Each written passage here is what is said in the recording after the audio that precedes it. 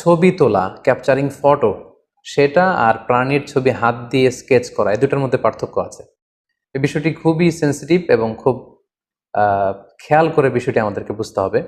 যদিও প্রয়োজনের অতিরিক্ত ছবি তুলতে আমরা নিষেধ করি, কিন্তু সাধারণত ছবি তোলা এটা হারাম এমনটা বলার সুযোগ নেই, কারণ সেখানে কিন্তু আল্লাহর সৃষ্টির আহ, আল্লাহর সৃষ্টির সাথে চ্যালেঞ্জ করা এরকম কোনো দুঃসাহস দেখানো হচ্ছে না। আমরা যখন ছবি তুলি, ফটো ক্যাপচার করি, কোনো মানুষের ছবি তুললে তিনি দেখতে যেমন, সেটাকেই আমরা ক্যামেরা বন্দি করে রাখি। সেখানে আমি নিজ থেকে কিছু করছি না।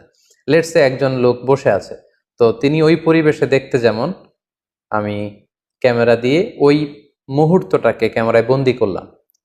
সো তিনি দেখতে যেমন, ওই পরিস্থিতিটা যেমন ছিল ছবিতে, আমি ঠিক তেমনই তুলে ধরেছি। আমি নিজে তার অবয়ব কিন্তু আঁকতে চাইনি।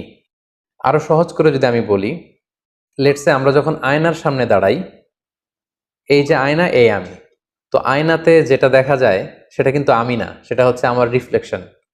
আমি হচ্ছি এটা, আর আয়নাতে যেটা দেখি সেটা হচ্ছে আমার প্রতিচ্ছবি বা রিফ্লেকশন। সো ছবিতে কিন্তু একই কাজটা করা হয়। ফটো যে আমরা তুলি, সেখানে আমার প্রতিচ্ছবিকে ইমেজে, ডিজিটাল ফরম্যাটে ইমেজে সংরক্ষণ করা হয়, কিংবা সেটা যখন আমরা প্রিন্ট করি তখন কাগজে সেটাকে নিয়ে আসা হয়।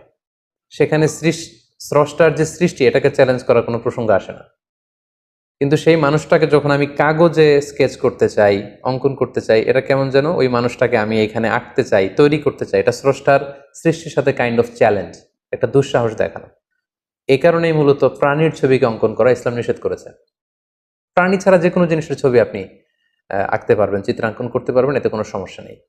অর্থাৎ যেটা আল্লাহর কাজকে চ্যালেঞ্জ করার মতো, সে কাজটি ইসলামে আসলে নিষিদ্ধ।